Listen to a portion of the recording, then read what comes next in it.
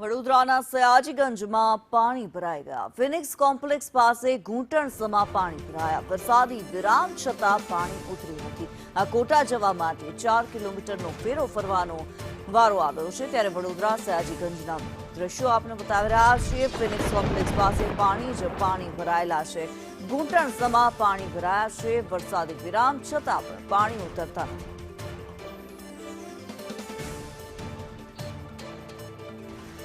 કુણાલ શર્મા અમારી સાથે phone line પર જોડાયેલા છે। કુણાલ, વરસાદ વડોદરામાં વરસ્યો છે, કલાકનો વિરામ છતાં પણ ઠેર ઠેર પાણી જોવા મળી રહ્યા છે। કેટલી હાલાકી? કિન્નરી, સવારે 6 થી 8 વાગ્યા સુધીમાં એટલે કે 2 કલાકમાં 2 ઇંચ વરસાદ વડોદરામાં ખાબક્યો છે। આપણે સીધા અહીંયા દ્રશ્યો પણ અહીંયા હું બતાવવાનો તમને પ્રયાસ કરીશ। આ સયાજીગંજ વિસ્તાર છે, અહીંયા આ સયાજીગંજ વિસ્તારમાં 2 ઇંચ વરસાદમાં ભારે અહીંયા પાણી ભરાયા છે। વાહન ચાલકો પોતાના વાહનોને અહીંયા ધક્કા મારવા માટે મજબૂર છે, કારણ કે સ્વાભાવિક છે કે આટલું પાણી ભરાય એટલે લોકોના વાહનો અહીંયા બંધ થઈ જાય। ઘૂંટણસમા પાણી હાલ અહીંયા ભરાયેલા છે અને જાણે એક ટાપુ હોય તે પ્રકારની અહીંયા પરિસ્થિતિ છે। અને જે અહીંયા લોકોના જે વાહનો પણ રાત્રે અહીંયા પાર્ક કરેલા હતા તે પણ અડધા ડૂબી ગયા છે। કેટલાક વાહનો અડધા અહીંયા પાણીમાં પડી ગયા છે। આ પ્રકારની અહીંયા પરિસ્થિતિ છે। આ ફિનિક્સ કોમ્પ્લેક્સ આવેલું છે। જ્યારે પણ અહીંયા પાણી ભરાય છે 2024ની હજુ પણ યાદ અમને એટલા માટે અહીંયા આવે કારણ કે 2024માં આ જ ફિનિક્સ કોમ્પ્લેક્સ અડધું ડૂબી ગયું હતું। આખો જે ગ્રાઉન્ડ ફ્લોર દેખાય છે તે અહીંયા ડૂબી ગયું હતું। બેઝમેન્ટમાં લોકોના અહીંયા પાણી ભરાઈ ગયા હતા અને આ રીતે જે પીક અવર્સમાં આસપાસ જે બેંક આવેલી છે, ઓફિસ આવેલી છે, ત્યાં લોકો જવાનો અહીંયા પ્રયાસ કરે છે, પરંતુ જવાય તે પ્રકારની પરિસ્થિતિ નથી। આ દાદા છે તે પણ અહીંયા જઈ રહ્યા છે, તેમના પણ અહીંયા વાહન બંધ થઈ ગયું છે। સાહેબ, આ તમારે ઓફિસ જવું છે કે તમે ક્યાં નોકરી કરો છો? ઓફિસ। અચ્છા, હવે તો શું કરશો? આ પ્રકારની પરિસ્થિતિ, કશે પાણી નથી, આ વિસ્તારમાં પાણી છે, અહીંયા જ પાણી ભરાઈ જાય છે વધારેમાં વધારે, કોઈ નિકાલ આવતું નથી અને વાહનોને નુકસાન તે અલગ, વાહનને નુકસાન થાય, માણસોની હેરાનગતિ થાય એ અલગ। આ જે સાહેબ છે અહીંયા નોકરી કરે છે તેઓ પણ હવે ધક્કા મારતા એટલા માટે થયા છે કારણ કે આ વાહનની મજબૂરી છે, તંત્રની મજબૂરી નથી। તંત્ર કામ કરી શકે છે પરંતુ આ જે વાહન ચાલકો શું કરે, કારણ કે તેમને નોકરી ધંધે જવું છે તે જવું જ પડે, એ પછી પાણી ભરાય કે કશું પણ હોય।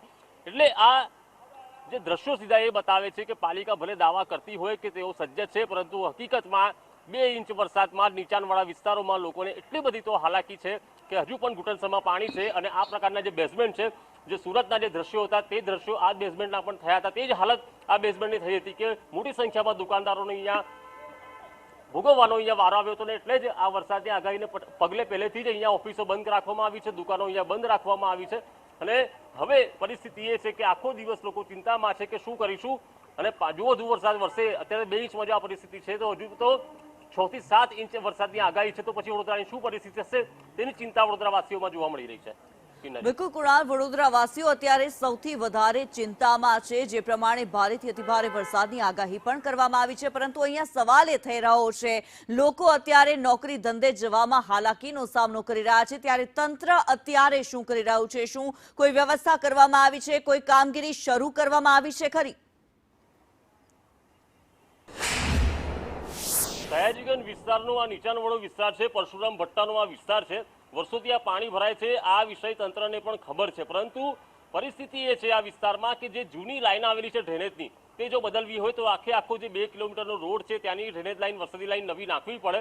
અને જે રીતે વડોદરામાં 2024માં જ્યારે પૂર આવ્યું ત્યારે વડોદરા શહેરમાં ઠેર ઠેર જ્યાં પાણી ભરાયા હતા તે સ્પોટ નક્કી કરવામાં આવ્યા, માઇક્રો ટનલની કામગીરી કરવામાં આવી, પરંતુ જે વર્ષોથી પીડાતા જે વિસ્તાર છે ત્યાં કદાચ જો થોડી ઘણી પણ કામગીરી કરી હોત તો લોકોને આ હાલાકી ન ભોગવવાનો વારો આવત। મકરપુરા વિસ્તાર હોય, નવાયાર્ડ વિસ્તાર હોય કે પછી અલકાપુરી કે સયાજીગંજ, આ તમામ વિસ્તારોમાં હજુ પણ પાણી ભરાયેલા છે। તેનું એક જ કારણ છે કે જે ડ્રેનેજની જૂની લાઈનો છે તે હજુ સુધી પણ સમારકામ નથી કરાયું કે નવી લાઈન નથી નાખવામાં આવી, અને તેના કારણે અહીંના જે લોકો છે, સ્થાનિકો છે કે અહીંયાથી પસાર થતા લોકો છે તે હાલાકી ભોગવી રહ્યા છે। જી, ધન્યવાદ કુણાલ આ માહિતી માટે।